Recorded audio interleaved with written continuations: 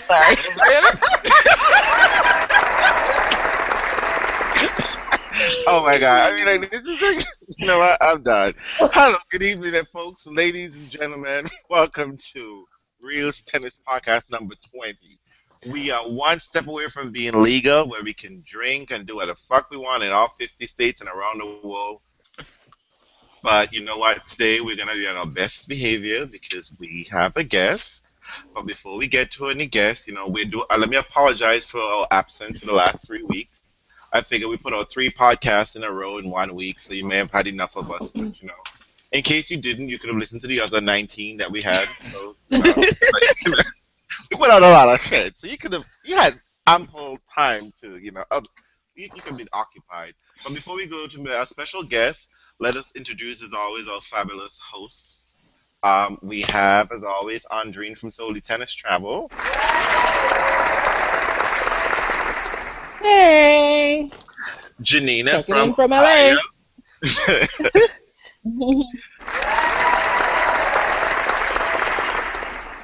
And Janina, you still want to say hello? Oh, hello. Are you drunk already, Janina? I'm not. Okay. Okay. Okay, Karen is the one who's drunk already. And as always, Rich P. Karen is here with us, as always. Hello, good night. And somehow I always forget to introduce myself, Reels. Okay, but tonight we have a special guest with us. I don't want to introduce her, I'll have her introduce herself because maybe some of you might recognize her. So let me ring the doorbell. And come in, guests. Hello? Am I allowed in here? It's so dark and smells slightly of red wine and pale brie. We're fancy now. Which is really, I mean, that's what I always like to be greeted by, so I'm pretty excited about this. Yes. You'll fit right in here. I expect so. If you stay a little, no, I wouldn't say it, no. We're not in any of those states, but if you're in one of those states, I have a special, thing for you. But, we're not in any of those states. We're not. So. Oh, that's true, Matt. Next time. Next time. So, as you may have guessed, folks, we have with us Courtney Nguyen with us this evening, and we're so excited! I'm legitimately scared as to how excited you guys profess to be, because that's usually a bad sign for me. Why? I very rarely walk into a room where people are excited to see me. It's usually the exact opposite. No, it's true. So this is worrisome, but It should be very. We're as gentle as The slaughtering will be clean, like That's all we always be do merciful. with every single play. be merceful. Not death by a thousand. We're not gonna come right for the jugular. Knock me out. We're not gonna set you up and then crush you dead. Okay? We're not No, gonna I have you on record now. I have you on record. It would make you honest. We're not gonna give you a match point and then snatch it away from you. We're not gonna give you a set of If I ever had a match point, I would not know what to do with it. So regardless of whether you snatch it away or not, I probably would have fucked it up anyway. Perfect. Oh, she's pulling it. And our guest drops the first F-bomb of the night. I am so glad for once it wasn't me. Welcome, Courtney. Welcome. Welcome to our show. Thank you guys very much for having me. Looking very much forward to it. Thank you for coming to us. We look and you think you're gonna fit right in with us. So there's a lot of us to talk about. So I think one, I'm gonna have Karen, because she's always excited to talk to ladies when it comes to Hi, Courtney. Hello, Karen. It might not come across, over the sound waves and everything, but I'm very excited. It comes across, Karen. It comes across. She's like one step close to WTA right now. This is as close to Stacy as I'll ever get. And I've been wanting to get Stacy in a room all by myself so I can read all my blog posts to her and tell her about all my grand ideas for the WTA. Don't they have like an inbox or a suggestion box? You're welcome to send them that way. But as Sonny said to Cher, I got you, babe. So, Is someone running somewhere? There's a horse coming at us? There's a palpitating sound. I don't know what it is. It's not me. Okay. All right. So okay, can I go right in? so welcome and thank you so much for being with us tonight. We appreciate it very much. Before we get into the nitty-gritty of our question and answer session, can you tell us a little bit about your new role at the WT and what it entails? Sure, yeah. So, formerly a freelancer and contributing writer for SI.com, decided to make the move after Wimbledon to join the WTA.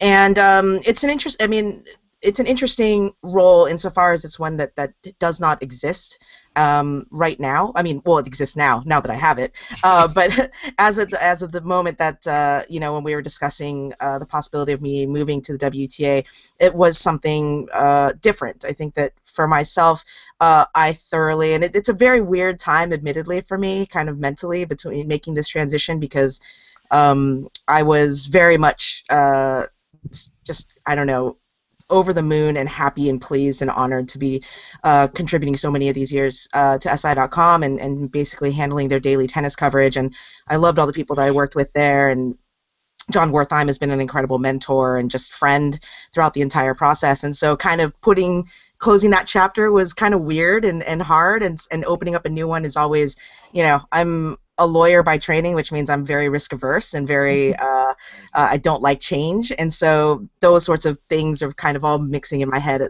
as of the moment. But the main reason why I made the move was because it was I thought a incredible opportunity to kind of try and bring WTA coverage to another level. I think they do a fantastic job of kind of, obviously keeping everybody up to date as to what's going on and helping kind of develop the players and, get the players in front of people. But I think that in a lot of ways, one of the things that they were missing was kind of somebody who was in-house that could, in a lot of ways, write a lot of the stories that maybe they would love to see written, but the mainstream media just didn't want to commit the time or the resources to do.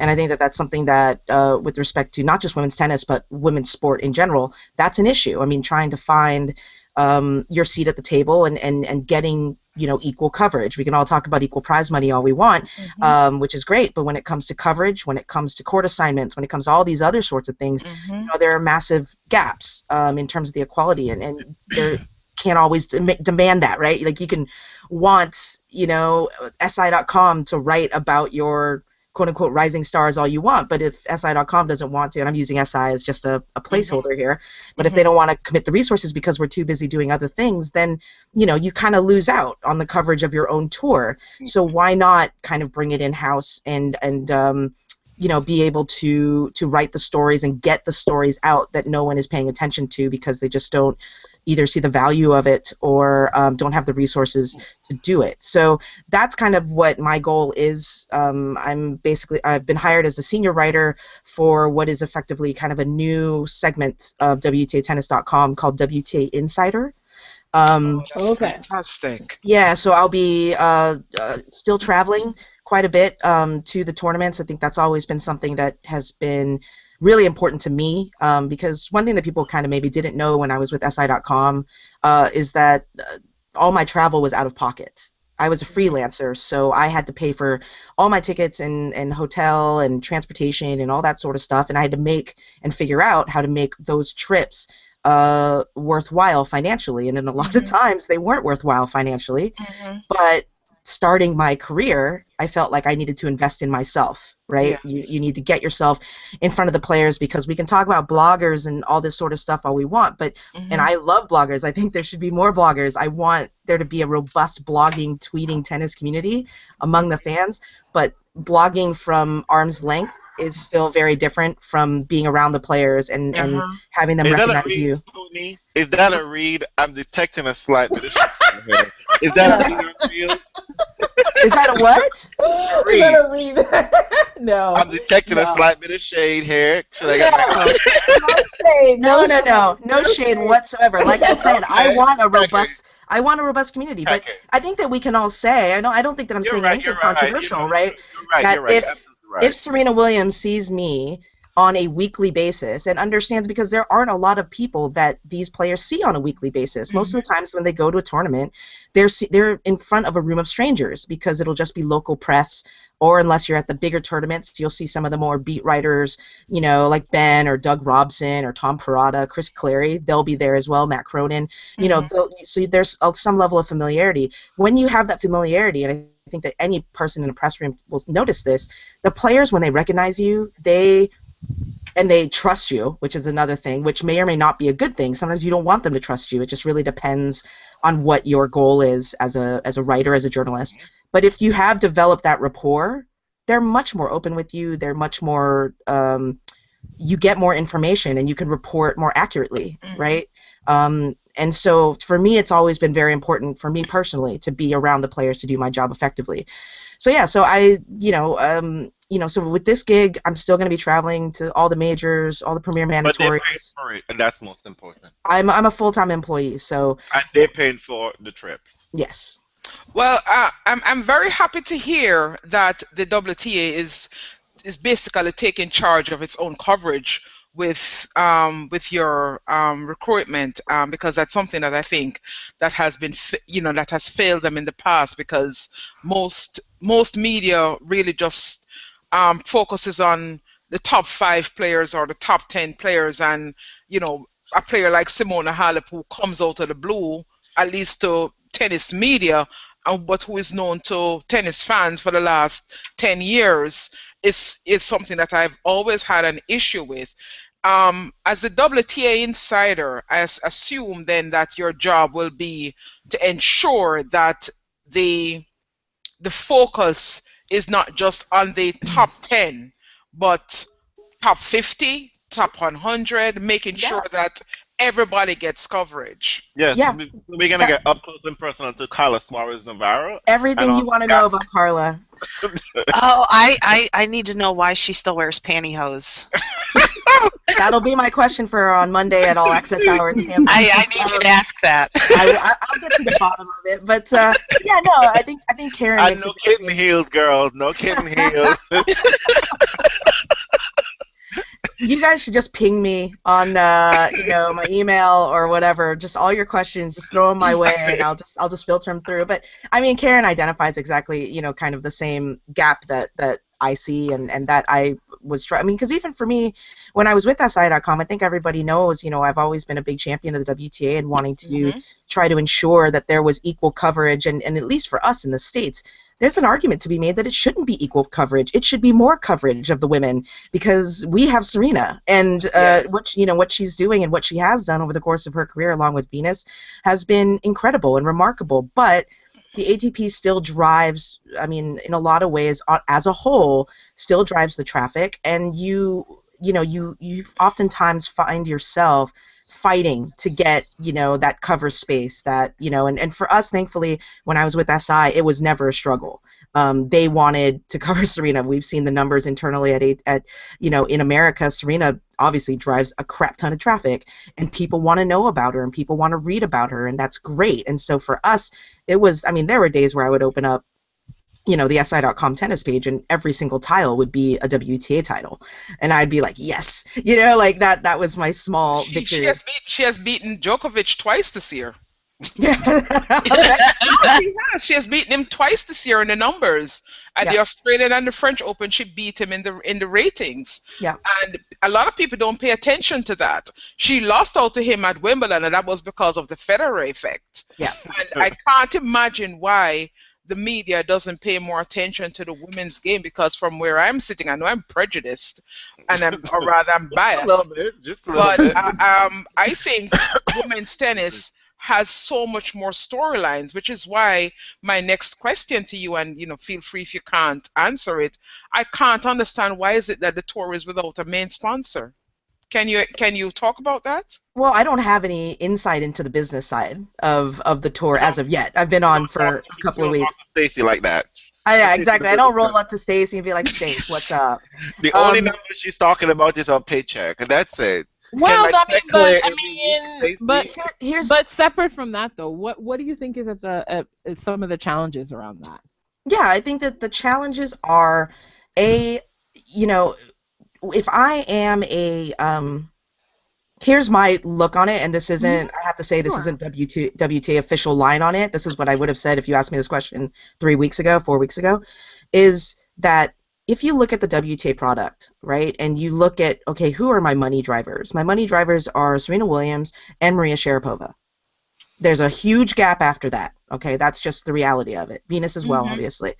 So, and those players are what? Serena's 33, going on 34. Maria's, late 20s as well. And if I'm looking at it and I look at the product, I start to worry. Yeah, Venus is exactly 35. You look at it and you say, well, what exactly am I investing in, and what is my investment going to be in the long term? Because I don't know how much longer Serena's going to play, and I don't know how much longer Maria's going to play. So when you look at the WTA now and what I think that they're trying to do, and this is something that, I see a lot of Twitter traffic around this that is kind of snide and negative about it, and I don't really understand why in a lot of ways. But when you see this whole WTA like rising stars thing, right? Oh, everybody's a rising star, ha ha ha.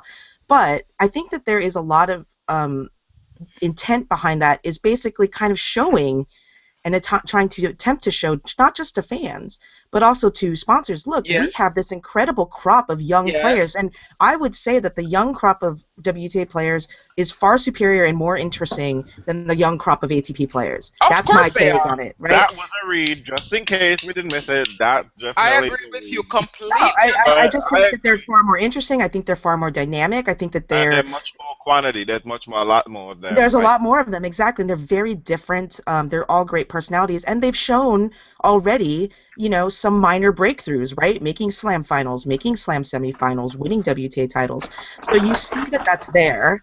So I think that in some way the WTA does need to kind of package itself looking towards the future. And right now, I think in particular, it's a very interesting kind of time, right? Because on one hand, you can't move on because there are, 2 or 3 very dominant ladies who are, that are veterans that we need to be still hitching our wagon to in a lot of ways. Yeah. While at the same time, you split the attention the other way as well and say, but there is this whole crew coming up, and you cannot just focus on Serena and Maria. You can't do it, even though it's so easy and cheap to do it. It's so easy. But you do have to divert the resources to bring everybody up. And so as a whole, I think the WTA is in a position where it needs to kind of package itself as a long-term investment and not just a investment now, right?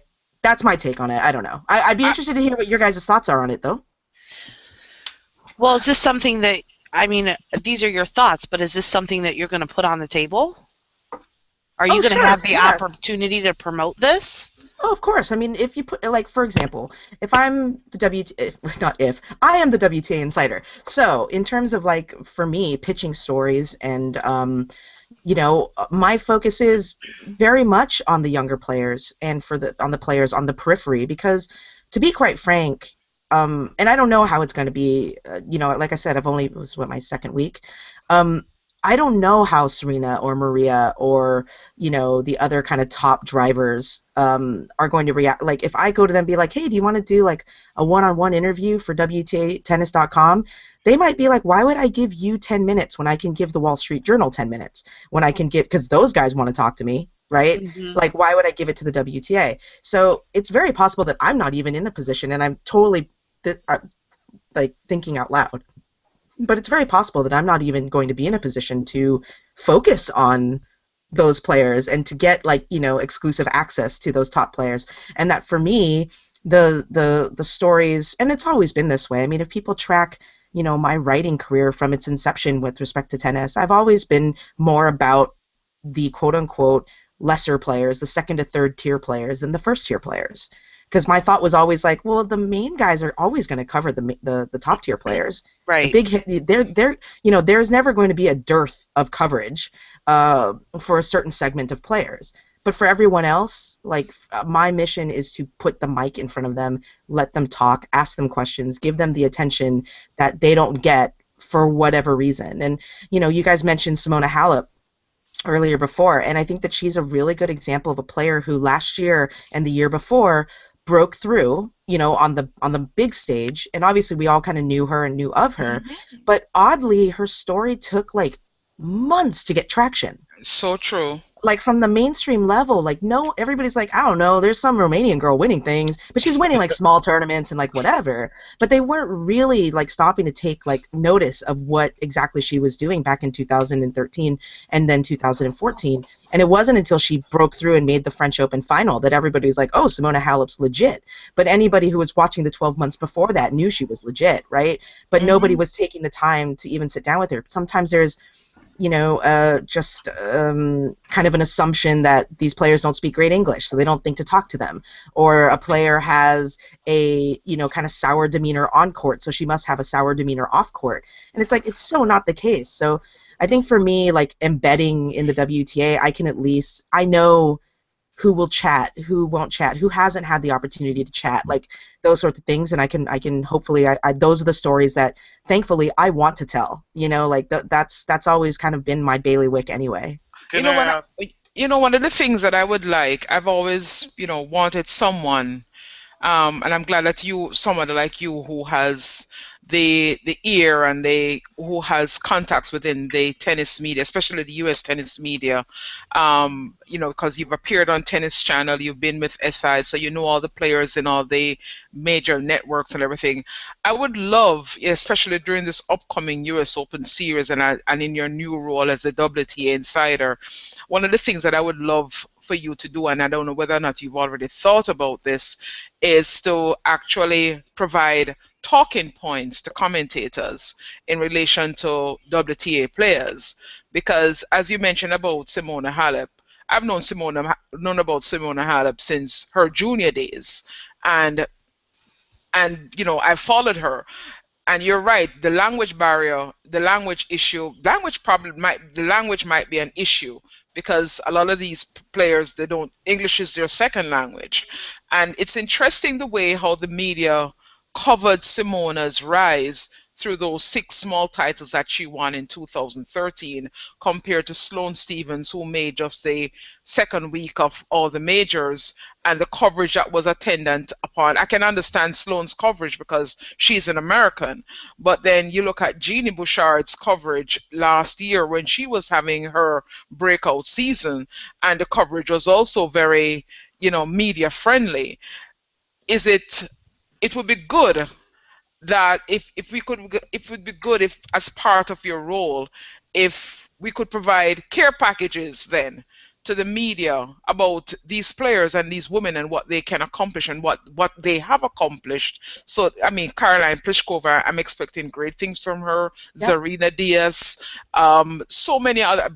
I mean, all eyes are going to be on Garbi Muguruza after her Wimbledon performance against Serena. So, I mean, all eyes are going to be on these players. So, is the WTA planning to making sure that the media coverage is expanded for these women, so that it's not just she has a great personality and she had a win over Serena? That shouldn't define a player's career. Your thoughts? Yeah, well, first of all, that's always been done, actually. ESPN, Tennis Channel, I mean, the WTA has an extensive research department that are constantly putting out talking points and notes for every single match. Every single match, you get them. You can download them off the WTA website, honestly, every single day if you wanted to, in the press section. And then in addition, tell Chris Everett that, please.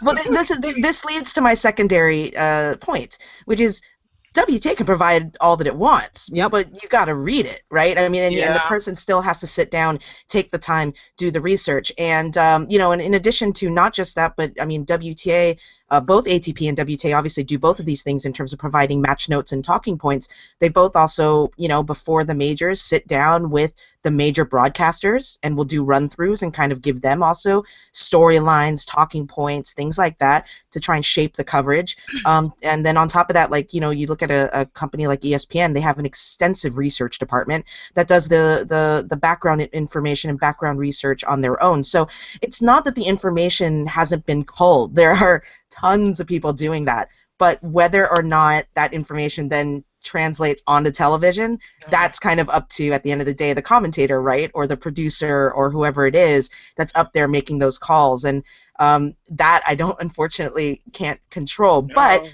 what you can do, and I do hope that this happens, because I think that it did happen when I was with SI, is that to the extent that I can, along with, WTA's invested a lot, not just in me, but they've making hiring decisions on the content side, digital side. They're expanding this aspect of their team, their kind of PR communications, publications team. And so to the extent that it becomes, and we as a team can make the WTA, like WTAtennis.com, a true source of information, storylines, packaging things to where, making it, I guess, weirdly easier to digest. Yep. Sometimes for people, that hopefully will help shape the coverage. And one of the ideas that I kind of had, and what I've been telling a lot of people when they ask me about the WTA Insider thing, is like, one of the things that I really hope I'm able to do is kind of raise the basic IQ of the general WTA fan. So in other words, like, in terms, not because they're stupid or anything like that, but because, like, if you can write more features or give people more insight to the players, if you can do, in addition to the profiles that I'll write, I'll do a lot of analysis, and my analysis will be bringing probably a little bit more opinion than the WTA Tennis site has brought before, and some of that opinion will be controversial, because I'm going to be honest. Are you gonna? Now that you're going to have the freedom to do that?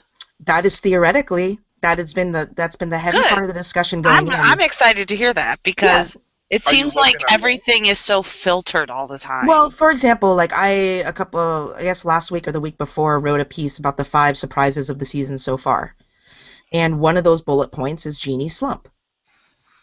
It is. It was surprising. It's a shock. Really, Karen? You saying that now? It is surprising. No, I did the research, and I thought she was due for it after the slump, but I really didn't think she would sink this far fast. This far is the issue. It's not about the fact that she's dropped out of the top 10, but as bad as it's been, and when you have Genie saying it herself, saying, you know what, I'm sick of this, I'm sick of losing, I'm sick of, all this, I'm ready to start winning again, I'm tired of, like, life lessons and all this, I'm ready to, like, get back onto things, but I think that maybe in the past that might not have been something that was highlighted. Because, what happens if you write it and the agent gets mad, the player gets mad, et cetera, et cetera. And these have been the conversations that have been, or at least the things that have been on my mind as I've debated taking this job, is the fact that, I've made a name for myself within the tennis world of being pretty honest. Mm-hmm. At least, people can disagree with me, but I've never written anything that I don't agree with. And I think that I've made that incredibly clear to the WTA as well, which is that, I'm not here to write your press releases, and I'm not here to write, the bullet points that are part of the marketing plan. I'm here to be an internal analyst of your tour. And so to the extent that the numbers show X, Y, or Z, that's fair game, in my opinion. And, you don't need to be mean about it. You don't need to be like, this is an absolute abomination and, like, this is an embarrassment. But you can sit there and you can say, look at these numbers. This sort of stretch has been, is kind of unprecedented, a slump like this after that sort of breakout. Well, can we talk about this a little bit, though? I mean, one of the things that you said in the beginning is that the two people that sort of lead people's focus in the WTA are Serena Williams and Maria Sharapova. What are the lessons that the WTA? What lessons should the WTA take from those two then? What is it that really intrigues the public in a way that may not be what you want to hear, but you have to hear it initially? You mean in terms of, like, why they drive it, or sorry? Yeah, you know what I mean. Why? Because I think it for some people, sometimes I find that, especially with women's coverage, there is what you want people to talk about, and then there's also what people actually talk about. Sure. And I feel like there needs to be, like, a fine line drawn between those two, so that you can really kind of engage fans about the things that they care about, and then maybe guide their attention to some degree. Sure. I find that, yeah, you know what I mean? Yeah, no, totally. I mean, I think that first and foremost, I mean, and this is the cruel nature of tennis, you got to win. Yep. I mean, like, I mean, if you're not winning, then you don't. You said oh my God, I love it. I just want to say, because I find it really interesting that you know. So you mentioned. Well, I want to hear what else is there. Wait, Winning is the okay, key. Winning is number one. You got to win. I mean, winners. People want to read about winners because if you win, then you are relevant, and if you do not win, you are not relevant. And there's always going to be that aspect of it. Secondly, you have to be a personality. It's really hard. And I mean, let's face it. I mean, I know that there are a lot of people who want to hear about every single player that's in the top 100, top 150, and how interesting and compelling they are. Guys, some of these women, some of these men on the ATP side as well, they're just nice people. Yeah, that really just are really good at swinging a racket and hitting a tennis. Some of them just a douchebag. Yeah, I don't know. Lets you know that. There are some people where you're just like, I've talked to this guy 20 times. I've talked to this woman 20 times. I cannot make her interesting. I cannot make her interesting. And the nicest thing that I can do is not write about them. So really, what you're saying is, when you say they're just nice people, is they're pretty fucking boring. Well, right? I mean, like, no, that's what you said. In your circle of friends, if you meet somebody and you're like, oh, if you meet somebody, you're like, what are they like? And you're like, oh, she's nice. Doesn't it mean they're boring as hell? Boring as hell. Well, you know what, Courtney? You know what was really interesting is this week, Stephanie, Steph in the U.S. has been posting all of these sort of like fabulous historical looks, right? They're amazing, right? But one of the things I thought was really interesting about all of her postings is how much people try to craft and shape personality onto the players. Yeah. What do you think about that? What do you think about sort of looking at someone and saying, listen, you don't have to be this all the time, but this is your niche. This is what people recognize about you, and like own it, and let's pull that out of you. Because I feel like that's one of the things I think is sorely lacking in how the WTA approaches the way it sells its players. Recognize what one person has and sell it. It's okay. I'm totally 100% behind you on this, like absolutely. I think that one thing that, again, we have to keep in mind is isn't that the agent's department? I mean, I don't know. Maybe there's a little bit of an education that needs to happen, right, around that. But recognizing you know what? These kids, though, they come up and they're like, I'm just going to be me. Like, it's all about this, like, this false authenticity, like, this Nick here, like, everybody thinks that, like I'm just going to be, I'm honest. I call it. Kind of fuck the haters. I'm me. Like, I call it social media tennis legend. They're social media tennis legend. I got 5 million followers. Here's the thing, though. Here's the thing. We talk about the personalities and how to market them, how to brand them. But at the same time, when we talk about Serena, when we talk about Maria, who are the leaders of the WTA at the moment, they're kind of aloof, and people feel like they don't know about them. So what is it? I mean, it's kind of like what gives, because they're mysterious. Yeah, well, I think that... But they're mysterious, but you could project things onto them, though. Yeah. They're still helpful in that, because they do have an on-court persona that allows room for you to project things. I mean, Maria is very icy on court, right? So you can do all kinds of things with that. Whether that's true or not, it really doesn't matter. That's what I'm saying. Like, is that really fair? Is it real? But it doesn't matter. Bullshit.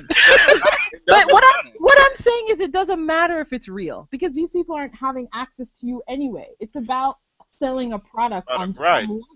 Because then that makes them marketable nonetheless, because then they get advertising and they get endorsement. Well, but again, like, we have to go back to the point that I made at first. They have to win. These women have won.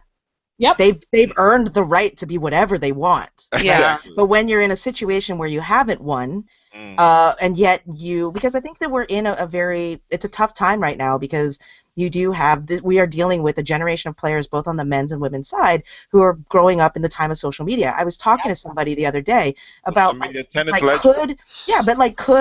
could a Maria Sharapova or a Serena Williams, would they be different if they grew up, during the time of social media, when they couldn't actually create a bubble, that every single time they turned on their phone, they saw the vitriol, they saw the love, they saw whatever it was coming through their phone towards them. And when you're that young and you're not equipped to deal with it, how does that shape you, you know? And I think that in a lot of ways... block them, you block this person, you block that person. You Block, block- block, you block. go straight up What- Sloan mode, and you just Exactly. block everybody.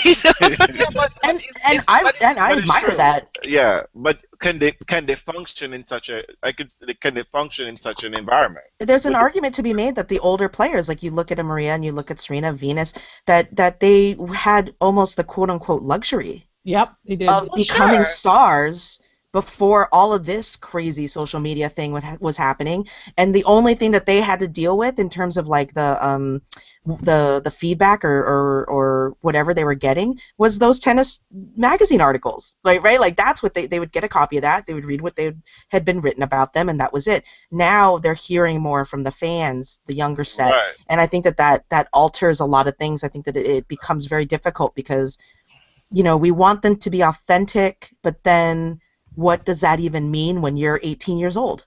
Right. It's funny. Yeah, you know, Everything is instantaneous. I mean, And- you Yeah. open up your Twitter account and people love you or they hate you, and And they I'm let not. you know. I'm not buying into the fact. I mean, there are certain people who obviously read their at mentions. You can tell Yeah. on Twitter how they respond. They're reading it. So if you're reading the good, you're reading the bad right along with it. And I don't care who you are.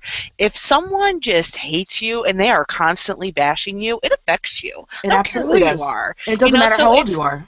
It does not matter. No, it doesn't matter because Except, we you are know, people and I mean, we all I have think there's feelings. something to be ladies. Okay. This Andrew. no, I was just saying there's something to be said also. I mean, I think Andy Roddick used to get at this idea that there is a performance aspect to being a tennis player too, and that in some ways that's your responsibility on tour is to craft and shape a kind of, I mean, I hate to say Yeah. it, but a personality, like I totally agree with that. a story of who you're gonna be and what you're gonna be about. And and so I kind of balk at the idea of authenticity in But- some level because Yeah, really, unless I'm sitting down with dinner, I don't really know. You know? That's totally, and I think that that's a great point, and I think that with kind of going towards that, I think that one thing we do have to recognize as well with respect to both the tours, the ATP and WTA, is that there's so much, the prize money, as we see prize money increase, Yeah. it's actually really easy to be not easy, I don't want to say easy because that's not right, but it's easier these days to be a professional tennis player, to make a good amount of money without needing sponsors, Mm-hmm. without needing to actually, because the reason you craft a personality I and think you that's execute it. what Tarkovsky was thinking. He don't need sponsors, so we open his mouth. He don't But, give a fuck. But I think that there's a lot to be said about that, and I honestly see it a little bit more on the ATP side of, like, you see a lot more kind of journeyman players who are just really content just playing tennis and We call them scrubs. making their money, and not going the extra mile to help the Scrub. sport, to craft a personality so that they are an icon within the sport. They don't want to be icons. Being an icon can be exhausting. Andreen would Well, it's know. also hard But It's hard.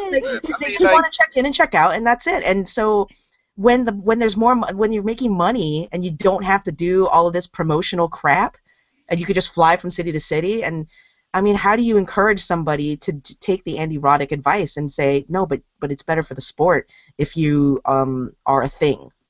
Well, I mean, but see, in a weird way, it's kind of how the sport has grown up, right? I mean, it's kind of the legacy of maybe even the Fadal era, is people recognizing that there is that role to be played, and there's that nurturing of the sport that's beyond simply your performance on the court. Yeah, and I think so much of that does go towards education. I think that, like, if and I've asked a few of the younger players this before, and I've asked some of the older players, like the retired players, before, like, in terms of, like, how much do you actually know? And I've asked more WTA players this than ATP, but, how much do you actually know about the history of the WTA? Yeah. And then on top of that, like, going to Billie Jean King and Martina Navratilova, I've asked them explicitly, like, do you think that this generation of players, like the generation below the Sharapova generation, right, the 25s and unders, effectively, do you think they really grasp what you guys went through No, they don't. to build this, and they both were pretty unequivocally, said no, I don't think that they do, and They don't. because like you look at like Venus knew, because she was tight with Billie Jean, and she understood the value of this being a cause, right? The WTA is still a cause in a lot of ways, but nowadays, again, with the explosion of the money and everything, like, I don't know if people, if a lot of the players really do grasp that there's still a long way to go. So when you talk to younger players about this, do you get the impression that they're clueless? They are clueless. I've seen them. Have you heard them talk? Have you seen them? I've heard them. Well, I've seen the interviews. but I don't have the opportunity to sit down and talk with them. I mean, do they know anything? They do Or a lot. are they living the dream? They're like, this is where I am today and it's all good. But do they really realize where it came from? They know a lot. I mean, I think a couple years ago, there was the 40th anniversary of the WTA, so there was the original line showing up all the time and things like that. I think in the course of that, there was a lot of education going on because these players were going to get asked about it in press, and so they could, talk back towards it. Now, it's one thing to know. It's another thing to feel it, to understand, and to really appreciate what happened. And like if you sit and you talk to like an Andrea Petkovic, she can really articulate very clearly and very poignantly how she feels honored and indebted to the generations of players who have come before her. And but you talk to other players and maybe they're just like, it's tennis. I show up, I pick up a racket, I swing, and that's what I do. And would I love to see the players far more educated than that in terms of the history of the tour? Yes.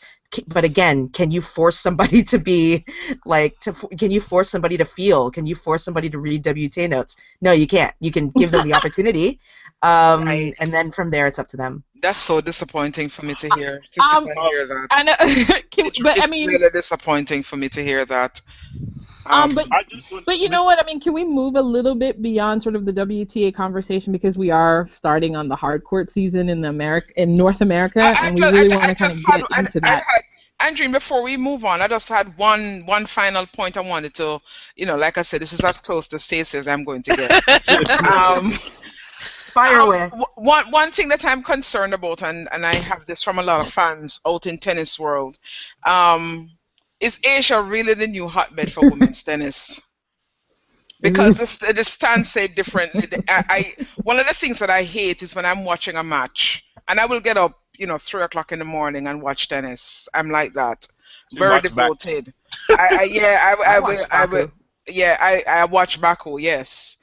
And the thing about it is this, is that I'm always disappointed when I see people tweeting pictures of empty stands. So I counter by tweeting pictures of empty stands of men's events because, equality and all that. Is Asia really where it is happening for women's tennis? Am I missing something?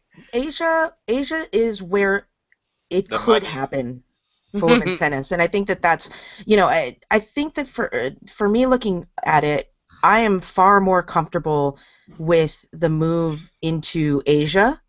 And the WTA's, obvious plan to kind of get in there and take advantage of the Asian market than I was when there was it seemed like a bit of a push to move into the Middle East. And the reason why, because both areas are developing areas that have a lot of money and that they want the tennis, right? Mm-hmm. Both regions also struggle with filling stands.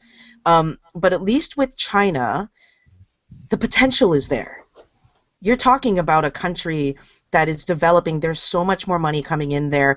The opportunity to potentially fill a 15,000 person stadium is far more attainable in China to me than it would ever have been in the Middle East per se, particularly as to women's tennis. And there are cultural issues there. There's the Li Na effect as well. All of that I think bodes well for China. And yeah, does it mean that there might be empty stadiums for a little bit of time? Very possibly. But fans do need to realize that the amount of money that tournaments make off of ticket sales can be incredibly dwarfed by the amount of money they make via broadcast rights.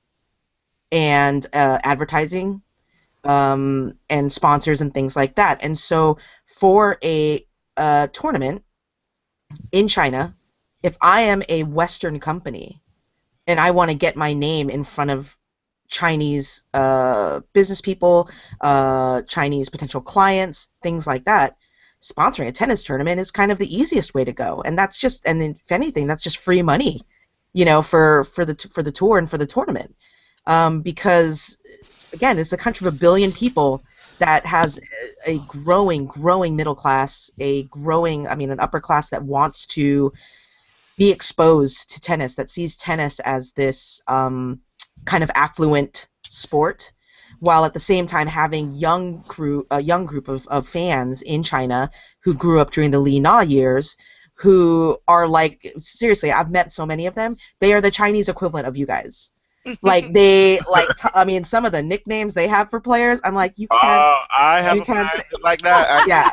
I'm like, whoa, it's amazing. If you guys can ever find a Chinese fan that will tell you and translate all of the nicknames they have for players, that is a like. Oh my God! You gotta tell us one. I do. I have one. Do you remember one?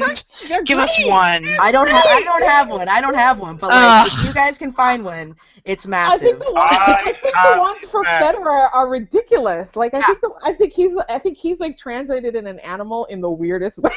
It's so amusing. I sat with Chinese journalists and they told me like, oh yeah, this person's this person's that. I'm like, that's so incredibly rude and hilarious. You know, it's so funny you mentioned about sponsorship, because I got the idea in my head this week, you know, from watching Nanchang, and you know, really good props to the WTA for this deal with Perform, because any hour of the day or night I get up, I can watch tennis from wherever in the world it is, and that's, you know, that's fantastic. And I was really thinking to myself, is the WTA moving away from having people turn up for tournaments and just have people log in and watch tournament from wherever you are? And, you know, you saying Asia, you know, the tour makes money from having all these sponsors who are willing to pay to advertise their products before 1 billion people who are logging in just to watch a tennis match, kind of makes me realize now, you know, that maybe the WTA is building its social platform where fans, no matter where you are in the world, you can access a tennis match wherever it is being shown in the world. Is this part of the WTA's plan? I mean, I don't know. I can't speak officially. I don't know what the WTA. I mean, I haven't sat in those meetings yet, and I don't have any. I mean, I'm just a content creator. You know, I'm busy trying to track down Carlos Suarez Navarro for your all's weird little questions. I don't got time for no conference calls with Stacey. You know, there is something to be said about how to build. There is a larger question about building an audience, because that's also a challenge in the U.S. too. Yep. Because I do think there's a kind of history of people, like places in the U.S. where tennis really thrives live are places where people play tennis and can afford to play tennis, like your Stanford and your Indian Wells, and you can really see that crowd. The notion of people sort of enjoying tennis without having actually played tennis is a real shift, I think. Don't you think? Yeah, that's a very good point. It's a very good point. Now, that's why I think that that's why I would say that China is, you know, yes, obviously the amount of money that's there makes it a ripe market for the WTA to move into, but at the same time, it is a developing market. It's a market that you know, it's kind of one of those chicken and egg things. Like, how are they going to play tennis if they haven't seen it? You know, and this whole idea, I mean, when we talk about grassroots development of tennis, especially in America, much of the lament about all of these tournaments leaving the States and moving back to Europe or South America or Asia is that, well, where are these kids going to come up face-to-face with Roger Federer, right? Like, you guys have been to tournaments. Like, you know the thrill of being within 5 feet and shaking, you know, Federer's hand or Rafa's hand or getting an autograph or something like that. Like, that matters. And you talk to all of these, you know, now pros, they all remember the time that they got, you know, like Andy Murray when, you know, he got his autograph from Andre Agassi, or got snubbed by Andre Agassi, and now he like never snubs another autograph, Andy Murray, or like, you know, Roger Federer and all these players. Like, being around these players matters. So tournament. So it does affect that. So, I've talked to a number of Chinese journalists. I did this whole roundtable thing with a bunch of Chinese journalists last year when I was in Beijing and Shanghai, which is on SI.com. I'm not plugging it. It's just like a really good roundtable because they were really insightful. Because it's hard for us from the West. You can plug here, Courtney. It's okay. Sorry. If it's good. It's a good roundtable because I think that there is a bit of a gap between how the West views China and tennis in China, and how the Chinese view tennis in China. And so what's the biggest difference, though? I think that the biggest difference is that, first of all, I think that the West probably puts a little bit too much emphasis on Li Na. Yes. As being like this big, massive icon in China, and she is. But what does it mean to be a massive icon in a country of 1 billion people? It's not with lots of icons. With lots of icons, and with kind of just a different culture and a different set of values. And I think that sometimes the things that are really underestimated with respect to Li Na, and I saw this firsthand because I was there when she retired. I got off a plane and I landed in Hong Kong, about to hop over to Wuhan last year, and got the text that she had, she was retiring, and I was scrambling to get an interview, and I was the only American journalist in China when she retired that she talked to. And I was there in Wuhan when she came there, and I was there in Beijing when she went there, and the sense that you really get is that the young folk love her. They love her. They see her as this absolute icon, this example of independence, of strength, and of inspiration. But to the older set, she's a far more controversial figure. Yeah, and yeah, and it's not unlike, for a completely different set of reasons, completely different set, but it's not unlike Serena in America. You know what I mean? In terms of, there's this weird tension. Some people love her and will defend her to their death. Some people can't stand her for whatever reason. Some people are completely apathetic. And you look at it and you're like, why? Why would you ever be apathetic or hateful towards this person? We're Americans. We love winners. No one's won as much as Serena. Get on board, people. But, there is always going to be something culturally that makes it difficult for people. And I think that there was a little bit of that very similarly in China with respect to Li Na. So I think that the Li Na effect from the West looking over there is a little bit we love her and we adore her and we think that they feel the same way. I think that there is a bit of a gap or a little bit of a disconnect there. But I think also talking to some of the Chinese journalists, they all say that one of the big problems with respect to ticket sales there, because I was asking a bunch of people about this, is tennis in China, the experience of going to a tennis tournament is not something that they quite value yet, because as a developing country, they have money, but they're using it to buy things. They want to exchange their money for something tangible. The idea of spending money for an experience is not they're not there yet. If we can get them there, in Shanghai for the guys, because that tournament's been there for a while now. Yeah. It's pretty good attendance during the finals and semifinals, not so great during the week. But, they got there, but that took years to develop.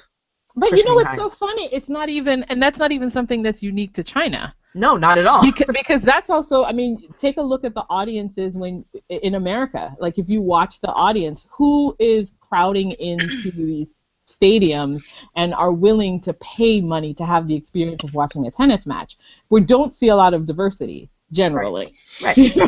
So I also think that that's part of the tension of trying to grow tennis in America, recognizing that the country is diversifying. Yeah. And we are still trying to sell a product the way maybe we sold it in the 70s and the 80s. And it's a different audience now. That's a very good point. I think that that's always going to be that discussion in terms of how do we, I think Tom Perrotta wrote an article last week or yes, we wanted to ask you about that, changing up the sport a little. Exactly, but I think that article is kind of going towards that, right? Is look, we keep trying to sell a thing that no one's buying, and it's not because the thing doesn't have value. It has value, but the audience has changed, and what the audience values now is different. And when you have NBA, right, or football, when you go, I'm going to use NBA as a better example, but it's a show. right? Yeah. It's more than just Oh basketball. God! It is. I watch No. a basketball game from the beginning to the end. I am constantly being stimulated, even when there's nobody on the court bouncing the ball. Yeah. I was Well, just like, because I feel like I'm on every AED. Well, yeah, there's always something going on. You know, it's a timeout and you're at a game and then there's some kind of on-court performance. You're It's not you're that at a tennis serious. but you're at a tennis Oh match. God!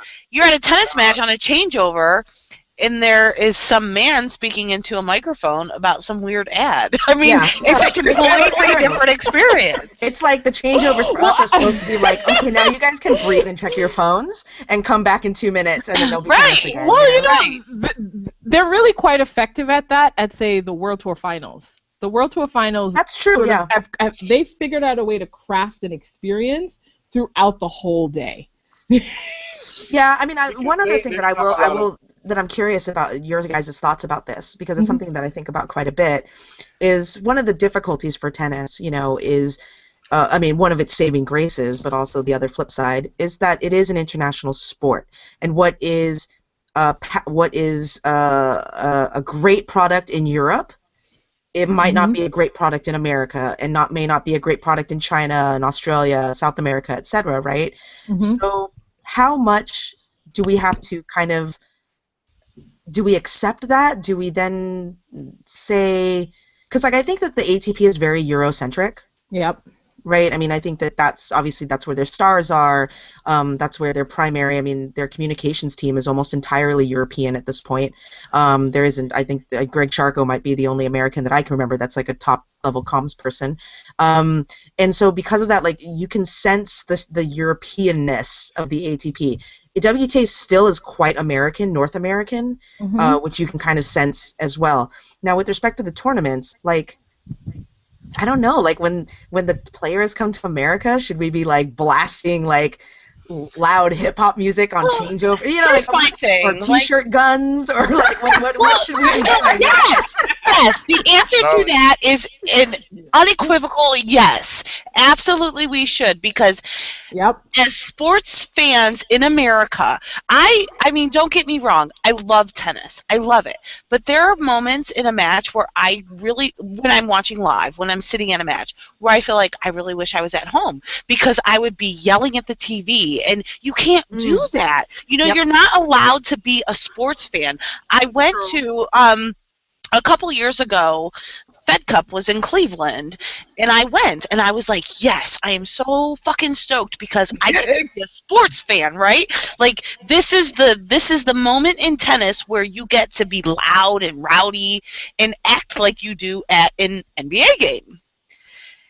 And it didn't happen. Like, the crowd just wasn't that crowd. And I was like, what is wrong with you people? Yeah. You know, like, this is your moment to be a sports fan. And that's what's missing. Like, I mean, But you know, it's funny you should mention that, you know, Janina, because this year at the Fed Cup tie in Italy, between Italy and the United States, I was completely bummed. I'm from Jamaica, Courtney, so we don't have a Fed Cup team. So Gotcha. I cheer for everything US.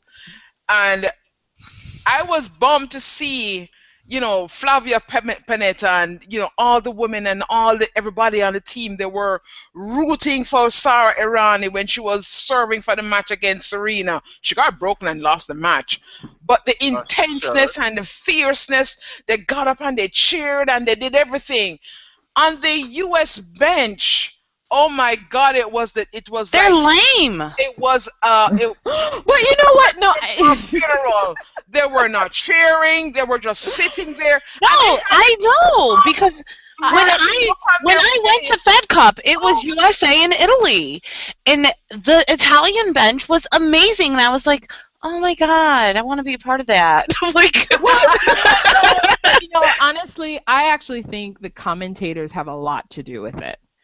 I have experienced commentators as almost passive-aggressively hating the tennis that they're covering. Yes.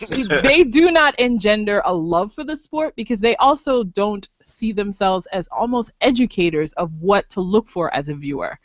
I find it really challenging because obviously I'm not an expert, and so when I watch a tennis match, I'm looking to be informed about why this person is succeeding in this moment or not succeeding in that moment. And I think the commentators do a complete disservice in the way they talk about the players, the way sometimes they trash the players, the way they fail to focus on strategy, the way they fail to focus on what's actually happening on the court. I don't know. Virginia, she's crazy. Say what you will about her, but she is I love me some Virginia. Yeah, she's in it point by point at the same time as she's explaining why that player won the point or why that player lost the point. And that really girl, gets you what really is this engaged, shot? and it really gets you to, yeah. Sometimes you listen and it's like the disdain that the commentators have for the players on court is clear. It totally shines through. It absolutely shines through. But for me personally, BG, I'm talking to you. I'm talking to you, BG. Yeah, right? I would just love to go to a live tennis match and be allowed to be a sports fan. I am a sports fan in general, and I would love to be able to behave at a tennis match the way that I do at an NBA game. I would love that. It would be fun. I have to say, though, a live... Shut up. He's not going to have that. Roger is No, it's not even like that, though. See, but the other thing, too, is I also think that a live tennis match, to be honest, is always, to me, more interesting than you can imagine even just watching it on TV. You will sit and watch two scrubs play a tennis match live versus watching them on TV. There is something to be said for kind of the tennis match. It's because you don't. It's because you don't have a commie in your ear unless you're at the U.S. Open and you choose to put one there, You get to take it for what it's worth. You get to sit there, watch, and soak it all in and enjoy it for exactly what it is without someone feeding you opinions every 10 seconds. That really makes a huge difference in how you experience a match, absolutely. But at the same time, I want to yell out in the middle, and you know what? Forgive me. Sometimes I do, and I know that my mouth has been heard on TV because people like to tweet me and tell me. But I just want to have a good time. The Chinese fans, because they are in it. They die with every single point. Well, I think that's. Let's be honest. When you look and you take tennis and you compare it to every other major sport, we're babies.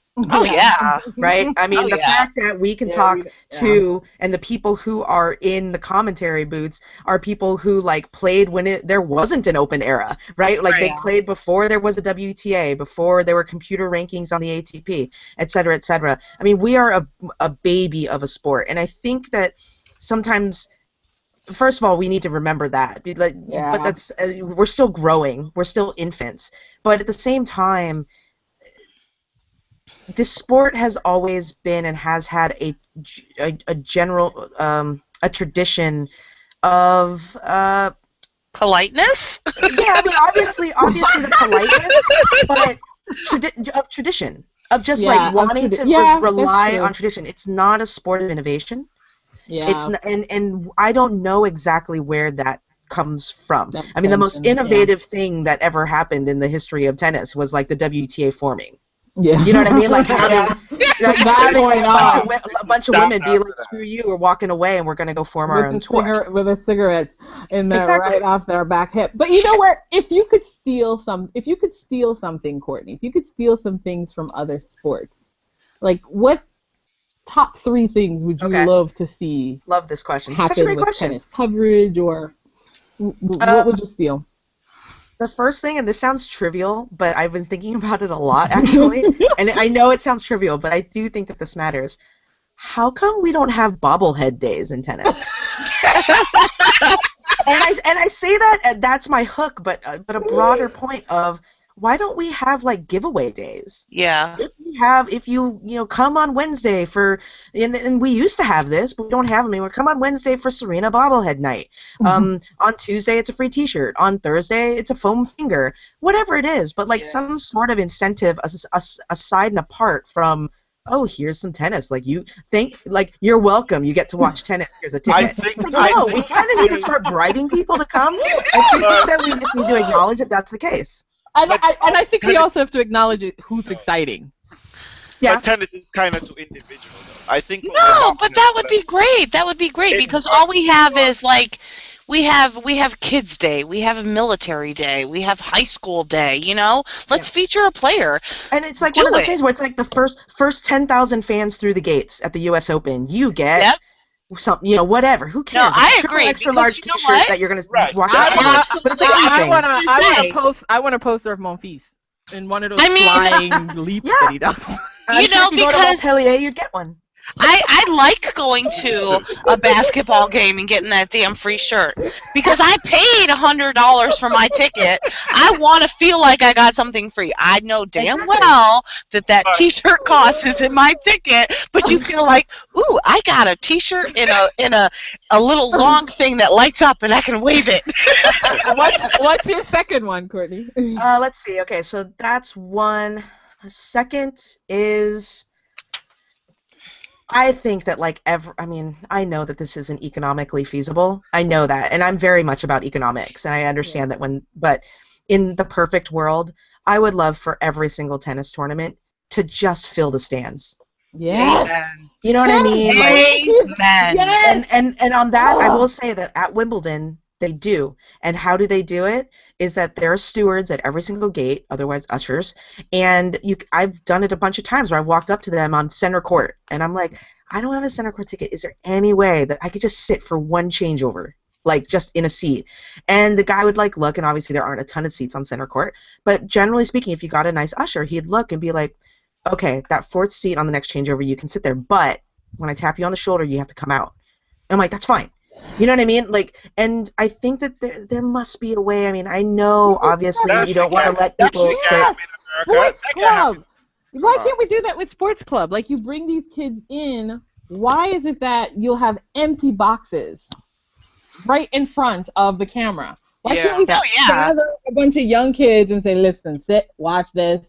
Well, and it's sad. It looks really sad on TV. Like, in Cincinnati, I don't know if people realize, you see, there's a lot of big names on the second biggest court, on their grandstand court every year. But almost one whole side of the stadium are paid tickets. But nobody buys them fucking tickets. They're all corporate seats, all corporate boxes, and they're never filled. And if you sit in one, you got to go. They're like, show me your ticket, and then they want you to move. Let people sit there because it looks, just like Karen was saying, and it looks bad. It just looks bad. You've got Andy Murray, a Grand Slam champion, playing on the second biggest court of the tournament, and it looks like it's empty because you don't let people sit on one entire half of the court. Yeah.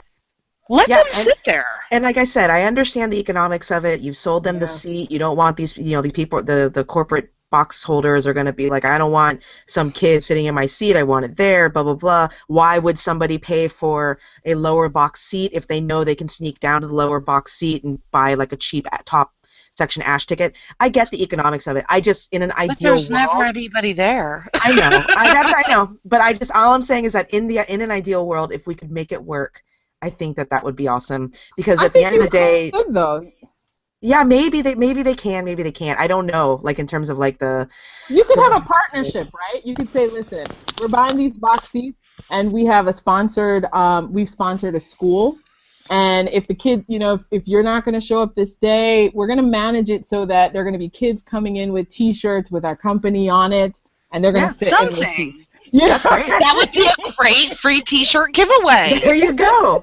Perfect, Tangerine. Perfect. That's that one. So that's all good. Right. So what's number 3? And number 3, and this applies to both ATP and WTA.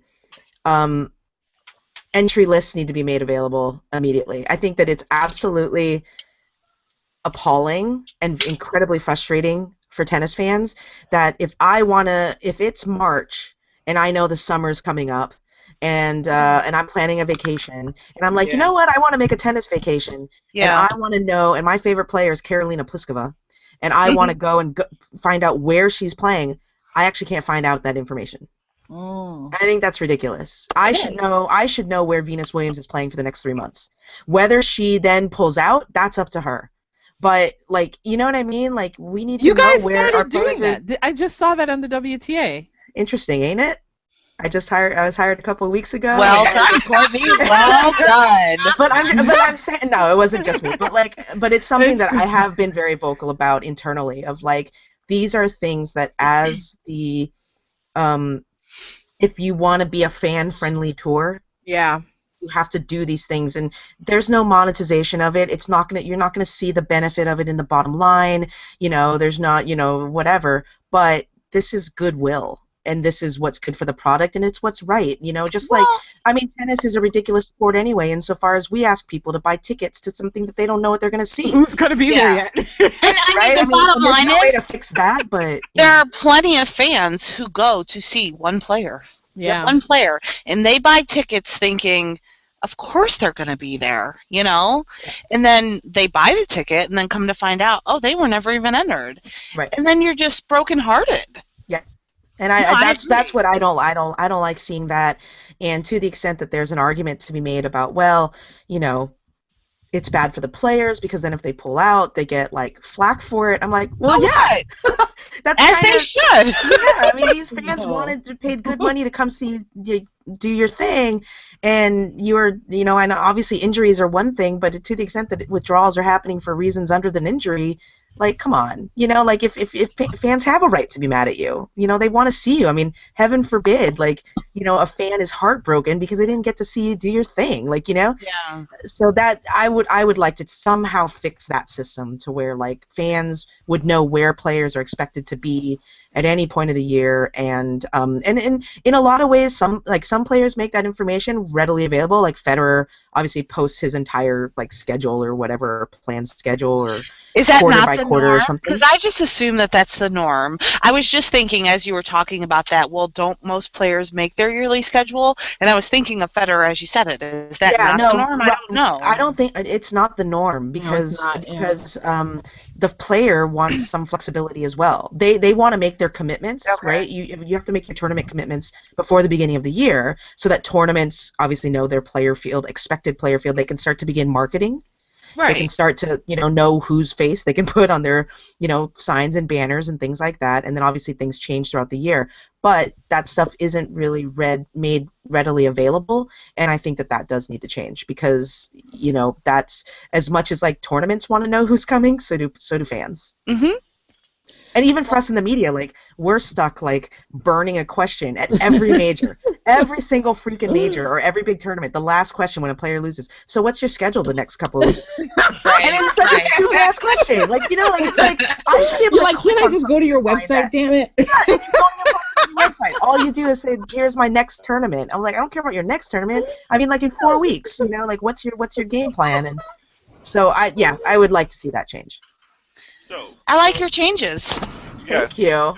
Courtney, before we just want to ask you. So we hear you talk about your talking points about Genie and her slump. We want to know, can you tell us why they're saying Genie is a contender for the U.S. Open Series? I'm baffled. Oh, you guys. First of all, I saw a lot of those tweets going and excoriating that tweet. First of all, people seem to confuse the U.S. Open Series. No, first of all, people were like, oh, it's the U.S. Open Series. It's not the U.S. Open. So there's some fans who are like, she's not a contender for the U.S. Open. It's like, yeah, well, that's not what the tweet said. Yeah. But as for the I wasn't even thinking that far ahead. I wasn't even thinking the end of August. I'm not saying you did it, Reels. I'm saying that some people did it. Okay. So no one on this call, I don't think, but there are people in the ether, in the wires. But again, I think that what people don't maybe they didn't click on the link to actually read the Now actual I just went article. with the headline. Yeah, you just went with the headline, which, as one who has been in internet writing for years, never go by the headline. The headline is just a hook. But if you read the actual article, it's about how Genie, it's with quotes from her saying that, you know, she's looking forward to this section because she's kind of relieved to have all of the pressure that was leading up to her kind of final defense at Wimbledon and all the questions and all the focus gone, and that she's hoping that now that she is kind of more under the radar and people aren't really focusing on her as much, that, you know, she can kind of get back to things. Mm-hmm. So to the extent that that's true. Now, U.S. Open Series is, what, 2, 3, 4 tournaments? I mean, anybody can have a surprising result. Anybody's a contender for the U.S. Open Series. We've had random... We would be surprised if she wins the tournament. Fair enough. But if she does win the U.S. Open Series, I'm going to come back on your podcast along with a slew of WTA calls. And you guys have to just sit there on mute and listen to us rub it in your face. Right ahead. You totally have permission. Because you know what? It ain't happening. We gotta see. Oh my God! Gotta see. You know what? This is it. We told you who was winning the U.S. Open anyway. Reals know certain things in life, and this is one of them. It's in a bottle. Let me ask this, Courtney. Yep. We've, you know, it's all WTA and it's awesome and it's wonderful. Is it a good thing or is it a bad thing if Serena gets the calendar slam? It is the best thing in the entire world. Amen. It's the biggest story of the summer. It's a massive opportunity for her to kind of almost have this coronation on home soil in New York, calendar slam, 22, you know, whatever, 81st straight U.S. Open title, whatever all of the milestones are for her. But yeah, it's a massive opportunity. It's I think what I would love to see, honestly, is just for her to get for 7 straight matches the ovation she got when she returned to Indian Wells. Wouldn't Like, that be amazing? You know what I mean? Like, let's everybody. Will it stop. happen? I'm But telling you. Will it happen? I will say what I always say when people ask me for my predictions. I need data points. I will make my predictions closer to the U.S. Open after we see how the summer plays out. But I mean, in terms of do you think, in terms of the pressure, can she handle the pressure? Oh, she can handle the Oh, I think hell she yeah. can. She can I think she Okay. can. I was actually incredibly impressed with her at Wimbledon.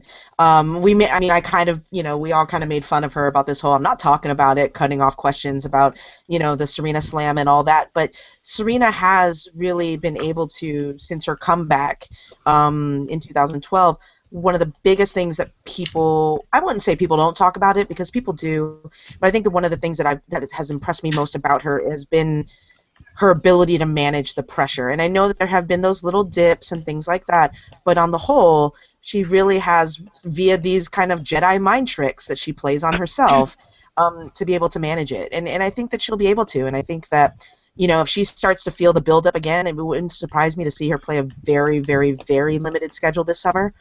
She's already pulled out of Stanford. Who knows, you know, the next two. I think, you know, to the extent that her elbow is hurting, you know, the most important thing for Serena is her health. And I've said that a gazillion times. That's the most important concern for her going to the U.S. Open, not match play, health. Nope. So if she's fully fit and she's in New York, I think she'll be fine. I think she'll do it, but I don't think it'll be a coronation. That's been really? that's been my point all along. Tell me more. Because I mean, doesn't get I well think received in the United States. But we're talking about this entire summer of ramp up. It doesn't matter. I don't think it matters. You would hope. I think it does. You would hope, but I mean, like, I'm one of those people that I think people think that I don't want Serena to get it or any of those things. It has nothing to do with that. I just don't think that Serena finally getting the calendar slam is confirmation of anything new. No, it's not. That we didn't know. Oh, absolutely. Not that we didn't know. And that people have been resisting. No, really not necessarily that. But I think that Serena nowadays, compared to, 5 years ago, 10 years ago, whatever it is a far more sympathetic champion now than she was then. And so I think that changes it a little bit as well. On top of that, marching towards history and getting an opportunity to really, there's more to her story now than it was back when she did the Serena Slam, back in the day. There's, you talk about, being on, the hospitalization, the comeback. I mean, the fact that she's won, 8 majors? Is it 8 since her comeback? Something like that, 8 or 9 majors since her comeback. That's remarkable, in her 30s to do that. I mean, there's so many aspects of the Serena story that it's so much more compelling now. So if you have an entire summer to really focus on it and to get the nation behind her, I think that it's going to make a difference in New York. But if if we as Americans, as a nation, are not as a whole behind her already, what gives? Well, yes, that's an entire think piece in and of itself. But I think that Serena's always going to be, she's a complicated champion. And she's very polarizing, but polarizing, complicated. I feel like if this were happening at the Australian Open, if her moment was there, I feel like if she did it, it would be a much bigger moment crowd-wise than at the U.S. Open. That's just the gut. I hope I'm wrong. I really hope I'm wrong. But okay, she is, like it or not, at the end of her career. People don't like to talk about it, but the fact of the matter is, in terms of tennis, she's old. And she's not going to play that much longer. She is, in fact, at the end of her career. And right now, at this stage in her career, you don't get to see too many firsts. I got to see a first last year. I got to see her win Cincinnati for the first time. The reception was lukewarm at best. And I was thinking, what the hell is wrong with you people? This is an American on American soil who is one of the greatest champions of the sport of all time, and you get to witness something for the very first time in her career, and people were not just showing this overwhelming amount of love for her, and it was sad. It was really sad, and I feel like that's what it's going to be like in New York. I think she's going to do it. And granted, it's a different demographic, but it's America, and I just feel like they don't appreciate her here. But I think that New York is different. I think that New York, that is a city that loves an underdog, and Serena Williams is never an underdog. At this point in her career, she's always going to be the favorite and the hunted and all of that. But I think that that if you put the Serena story and what she is on the verge of accomplishing in New York, and if you put it into the context of her entire career, she does kind of shape up as an underdog. There is kind of this sense of she is, and an underdog is a black woman. Underdog. Well, for sure. On-court but underdog. This is an opportunity, because with tennis in the U.S. to gain traction, it has to be something mega. Okay, like it has to be something to cut through all of the hockey, the baseball, the football, the NBA. It has to be something massive. And in tennis, very rarely do you have that as a thing, because for us, generally speaking, what is massive is a single match, and you can't actually, you have at most 48 hours to build up to a single match. We are going to have what is effectively a month, 6 weeks, to build up and to really educate everyone and really show everyone, hold on, everybody hold the phone, look at what this American is about to do, and let me explain to you why it's a massive, mega big deal. And I agree with Courtney, because it was just 2 days ago I had a whole bunch of people coming from New York, real corporate types, corporate lawyers, and they came for a hearing. And they're tennis fans as well.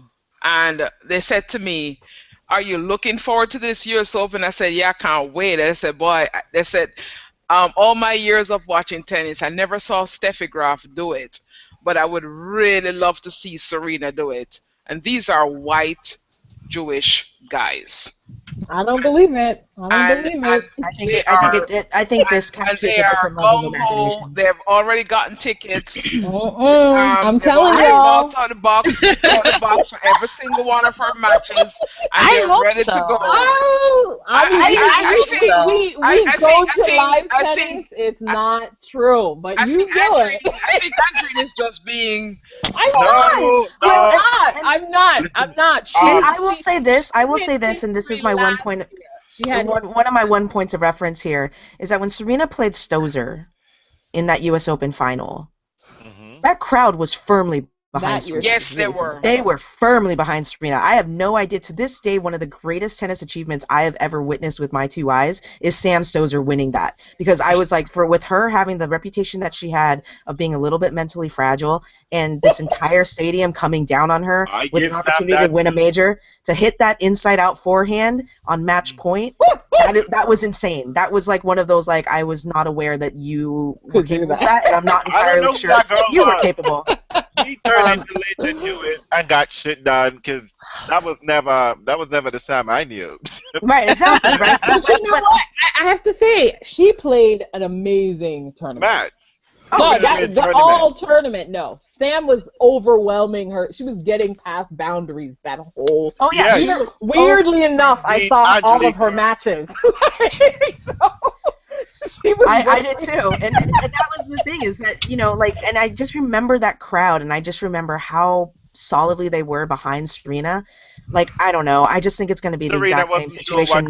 Courtney, I hope you're right. I really, really hope you're right, because I want nothing more than to see that. I just hope you're right.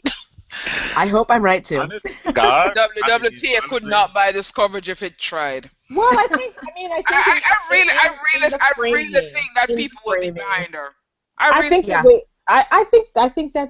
that's generous, but I do think that Courtney has the power, as she said, to frame it for a month and to give it. On you, girl. And to give it the context that it really deserves. And to give it and to give all of those things and all of those flavors, but it'll be interesting because we were there last year when that was an achievement. That was a moment as well. That was a moment of achievement. Right. I saw when Serena beat Wozniacki. People ran out to that stadium like this. Somebody said the storm was coming. People ran. I mean, I was like, she just won 18, and Martina and. But they didn't have the context. They don't have a good context for it. So maybe that's part of it, is the context. You've got to the context of it, and also that match was a blowout. So it's hard to get people's blood flowing. What you want is you need a 3-setter, and you need it preferably across Victoria Azarenka. Yeah. And you need it to be a real intense match for the moment to really sort of crystallize for people. Or you need a Muguruza situation. You need somebody to make it close. You just need anybody to make it close. It can be straight sets. But make it interesting. Yeah, make it interesting. Needs to be interesting, yes. Yeah, but it has to be interesting, and that's the thing, is that if it's a flat, straightforward thing, it's going to be hard for people to get behind. But I still think that history will get people. But it depends on Serena, right? Because Serena is capable of coming out there and beating anybody, including your number 2, especially, and treat him like it's not. Girl, I don't know what you're doing over there. You're not. No, what you want is 2 Americans in that final. Oh dear God! Yeah, you probably even sitting here and thinking about all the different permutations of how that would go. 2 Americans in that final. You want Serena and another American? Madison Keys. Yes. Screw that. Let's go with Venus. I was gonna say Venus. No, no. We can't deal. We can't deal. I won't have that. My heart can't take that. My heart won't take that. But you know what? 2 Americans in that final for that moment with Serena, the other American, would be fantastic. That would be the dream come true. It would, but at the same time, I could see it playing the other way, which is kind of like almost a denigration of the current generation of Americans, because if it is another American in there, Serena, and then the whole story becomes Serena does the calendar slam, wins number 22, number 1 with a bullet. Like, the next generation of Americans can't even hold a candle to her. We all kind of know, but like, for it to be on display would be kind of ugly, I think. But you know what? That's my subtext for the WTA and Serena's calendar slam. Not so much about Americans, but also because it really becomes a referendum on why this older woman is beating up on this WTA. I mean, that's what, you know what I mean? That's also the subtext for me about why I find it a kind of a challenging moment, too. Just like you can understand it for, no American come through this wall. Oh, yeah, I see what you're saying, yeah. You see what I mean? It's like, it doesn't confirm anything that we didn't know, which is that she's still the baddest bitch around, right? And that's not new for anyone. It's like, it's the same conversation, though. I think you're right. I think how you frame it is really important. Yeah, it's how you frame it, and I think that, it's always a funny thing with Serena because every time she wins, the conversation is about how everybody else sucks. Yep. And it's never about, look at this incredible accomplishment that we are witnessing. And I mean, we are seeing lightning in a bottle. We're seeing the greatest of all time, in my opinion, hands down. It's not even close, and that's coming from a diehard Steffi fan. But Courtney, for what she's done, it's incredible. We're counting on you to change that conversation. And we're gonna oh Lord. I feel like everybody listening to this is gonna think that I've been pandering, but I promise you that I haven't been. You can cross-check all of my comments that I've made on this podcast against what I've been saying on NCR, and it's the same. You have been. So let's get away from the serious. Yes. Let's have some fun. Too much grown-up talk, and I just real stuff. Did you just gong an Asian girl? Oh shit.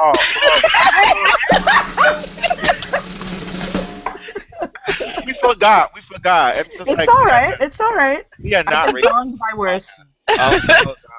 We do take that back. Okay, please. You have to help us get some money. That's all we're trying. The gong is for these other bitches over here. They always talk to us. Fair enough. It wasn't for you. So, we will start with, you know what? We will start with the men's. Give us your top 6 men. You're gonna be trapped in a room with them. Hold up. What's the context? Well, what you are the gotta be more than that. Top 6 men. Well, there's not a context to these men. We talked about it. They're boring. You said they're nice. Listen, don't try to help her. We can choose. They could be about money. It could be about looks, love. It could be about personality. It could be about shit. Whatever it is. Give us your top 6. We're gonna trap you in a room with them. Exactly. Top 6. And of course, top 6 men. It could be about what they're packing. If you think they're packing, Oh my word. Okay. I will number 6. I will do it this way. Which is the top 6 men that I would do it that way. Go to drinks with. Okay, perfect. Like as a group, by the way, not like one-on-one, but like as a group. Hold on. I'm calling bullshit. This is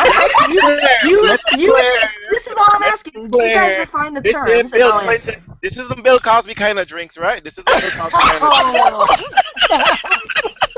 Right? I just want to make sure. No. All right, Courtney, let us have it. Who are you having drinks with? Who are you having drinks with? Drinks. I'm going to go with Roger. Oh, God, really? Yeah. Is this 6 or 1? Which way are you going? Oh, am I going backwards? Go backwards. We want to get to number 1, baby. Yeah. Okay. I already know who number 1 is. Oh, yeah. Intriguing. Oh, yeah. Okay, so I'll put Roger at 6. That's fine. Yeah. Oh. Number 5. Marco would be happy. Because Marco has to mess around with her pocketbook and I'm mad. Let's see. Hold on. I'm going to actually pull up the ATP rankings. Oh my God. They're so nice. They're so nice. No, I just got real. I just got to make sure. I don't want to like misspeak, I suppose. Fair enough. You're asking me serious questions. You deserve a serious answer. Absolutely. All right. So number 6 is Roger. Number 5, I'd say Gilles Simon. Ooh, yes. Because he's actually a really interesting guy to talk to. Yep. Number 4, I would say. See, I'm trying to think of like language barrier. At work. Is this person going to like actually add to the conversation? she's getting logical like I am. Oh, I'm super logical. maybe you just want him to sit there and look good. Exactly. That doesn't ever do That anything doesn't for do me. it for her. Yeah, I need All the right, all brain. right. The brain is a very important aspect for me. You're having Yeah. drinks, okay? Brain isn't coming in when drinks. Well, early stages. You never see me drink. It gets super intellectual after about 6 months, so that's how I roll. Number 4. Number 4. Okay, I don't know if this ordering is working at all, but It's I'm just okay. gonna throw it out there. So number 4, I'm actually gonna throw out Ivo Karlovic. Oh, Dr. Because Evo. Ivo, he's actually Yeah, I've that's enjoyed, and the times that I've talked to him, I've actually enjoyed it, and he's a smart guy. All right. Number 3, I will go with Andy Murray. Oh yeah. Ooh, really? I thought for sure he would he was be gonna be number number one. one. I know, I threw you guys a curveball, didn't I? Your number 1 better not be my number 1. I'm just letting you know, okay? Because we're gonna have problems. We will have problems. I'm sure of it. Number 2. This sounds weird. Actually, no. Number 2, I'm gonna say Dustin Brown. Oh, we share a member of our list. Sweet. We And like. number 1. Yeah, too. You have Number- Roger as well, Janina. Oh yeah, must have Roger. Roger. Number 1 with a bullet, Ernest Gulbis. Oh, Hey, hey. I can.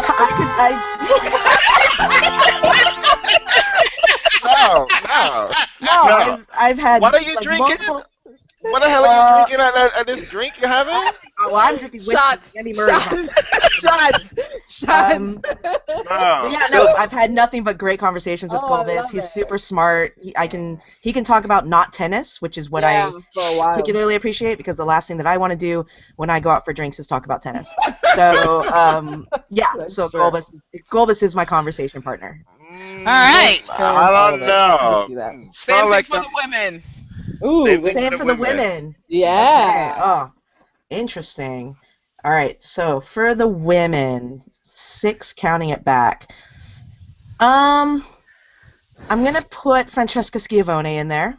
Ooh. Hey, hey. You and Janina. She is quite a philosopher. She's super philosophical, very interesting. And so I'd definitely put her in there. I think Svetlana Kuznetsova is hilarious. Oh, So she's also in there. That's Janina's number 1, honey. Nice. She is my number 1. Good one. I'm gonna go with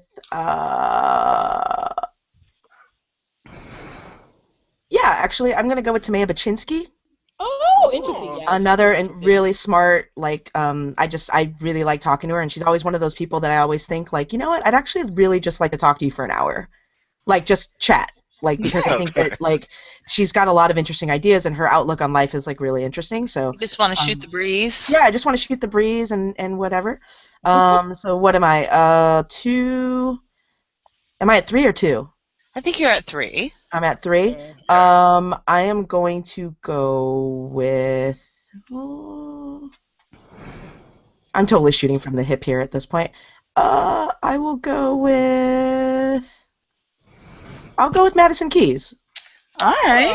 I find her to be. I think that she'd be a good grounding influence, kind of the Midwest influence, and I also think it'd be good for her to hear the other perspectives of the other girls as well. 2. Wait. You're having all these ladies in Yes. Yes. together? Yeah. She's doing it group style, honey. I'm doing a Hey. good style. She's doing I it like group style. Yeah. I like it. We like it. I like it, and I'm coming. We're not even that freaky over here. I am answering this question on a completely different rated G. So you think that's what you think. That's not what we're hearing. That is so not what we're hearing. G number rated. I love it. Number 2, Serena. Oh, awesome. Absolutely. No doubt about it. And number 1, with a bullet, Andrea Petkovic. Oh, yeah. Okay, so let me just tell you, Courtney, that we've got a lot of sharing going on. So we're going to combine our parties? Are we Basically, you guys have the same list. I love it. Don't step on my toes. Like 5 or 6 of these people. That's Our lists are actually identical, minus Madison. Wow, who did Not in the Maddie? I didn't have her at all. Our lists are not in the same order, but yeah. If you take out Madison, who was it? Oh, who was it that You didn't have put Timmy. in there? You didn't have Timmy either. You didn't have Petkovic. Oh yeah, Petkovic. Yeah. I had Petkovic. I don't remember who else. Yeah. That's You had great. Serena. You had Petkovic. You had Francesca. I had Svetlana. Oh God, I don't remember the other two. I don't know. Yeah, she really had Svetlana there. Let's just all. Oh. Well, I kind of love her, Courtney. If you can just, That's kind of Janina running away from her husband. Svetlana. Sveta can party. I'm all about partying with Svetlana. Party up in Moscow with Sveta. That's a party. But did you see how much fun and easy it was for you to come up with your WTA list, though, huh? That's why I write for the WTA. Yeah. I like it. And it's always been that way. I think that, I do wonder about it sometimes, like, abstractly, whether or not, like, weirdly, like, I always grew up around guys. Like, guys have always been my best friends, and I get along with them better generally than I do with women. That whole thing, am still, will forever be like a total tomboy. So guys, I'm very comfortable around. But when I would, outside of like a handful of the ATP guys, like I always found it kind of like pulling teeth to talk to them, and I couldn't tell if that was because of me, like I couldn't find something that was like interesting, or if it was them, they didn't want to talk to me. I couldn't ever really like dial down on what it was. But whereas with the women, I've always had like really good rapport with all of them, and kind of I get where they're at, and I think maybe even just psychologically, I think that one of my strong suits has always been kind of like getting a good read on the players. Like I kind of get mentally where they're at and what they're about and stuff like that, so it makes the interaction a lot easier. But yeah, I know I don't know if it speaks to the fact that there are more personalities on WTA Tour. I would like to think that that's the case, as I am now a writer for the WTA. But there are a lot. I mean, there isn't a. They're more interesting than the men. They really are. They're much more interesting, more storylines. For what I value, yeah. For what I value, and for what you value, yeah. Yeah, for what I value and for what I find interesting, they are. I would not have taken this job if I thought otherwise. And I was talking to a friend about it before. I was like, I think that if I got the same offer for the ATP, I probably wouldn't have taken it because it wouldn't have felt as natural. Whereas this feels like the minute I was hired, it was very easy for me to sit down and be like, okay, here are like the 30 stories that I want to work on for the rest of the year. Let me ask you something about that. I mean, I just total curiosity here. Sure. Did you reach out to them, or did they reach out to you? They reached out to me. Awesome. Yeah. Rock on, Courtney. Good for you. No, good for you. It was very cool. Okay, nice. And we're going to round this up with one final piece that we like. It's a blind item. You are allowed to tell us something about the ATP or the WTA. Or both. That is a blind item. We'll have to spend our evenings guessing who it could be. It could be something sexual. It could be something irreverent. But it's got to be something tasty. It's got to be juicy. It's got to be juicy. It's got to be juicy. We don't want to hear about who has a nail fungus and walking around. No, we want to know who's been sneaking around with who. Exactly. Why not? Well, that's. Who likes it extra long? All the things we know. Yes. Yes. And the things we want to know. Those are the things that we want to know. The things you know are the things we want to know. There are a couple of people who are on this call who know that the best way to get that information out of me is face to face. Oh yeah. That's all right. That's where we're gonna help our listeners get just a taste with a blind eye. Right, exactly. Okay, hold on. Let me just think briefly. Take a moment.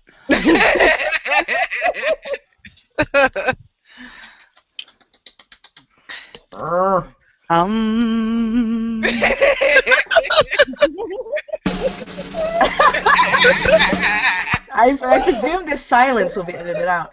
Oh God, that's funny. Gosh. I know, tricky, huh? It is So tricky. many come to mind, right? we We'll dropped. take them all. We'll take them all. So many. Courtney, Ben have did it. You can do it. No, I have to say, probably in my current employment situation, do I the should math, probably do the math. decline. Ah. But you guys want the hookup stories, and that's probably going to the least Oh ones no! that I I mean, know. it doesn't have to be the hook. Yeah, It could be we're something okay. else Um, on the men's side. Yeah, do ATP, so it'll be easier for you. a lot of them Can't get involve fired. the WTA.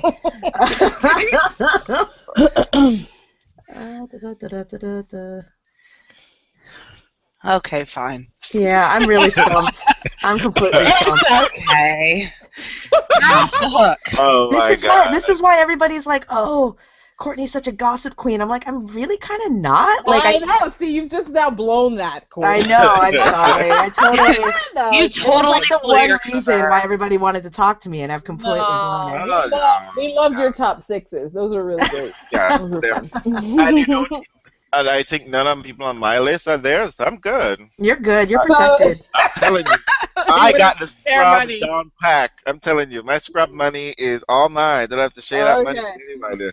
So So, we appreciate you coming on to our show, ladies. Next week is the U.S. Open Series. I think officially start. I know it's supposed to start in Atlanta, but nobody checked for. it's there's tournament, so we're okay. We know. Exactly. We know. It's just got that one on There, lockdown. exactly. He beat Baghdad. It's really whatever. Wait. So Aww. did I hurt somebody's feelings? I didn't know they had feelings.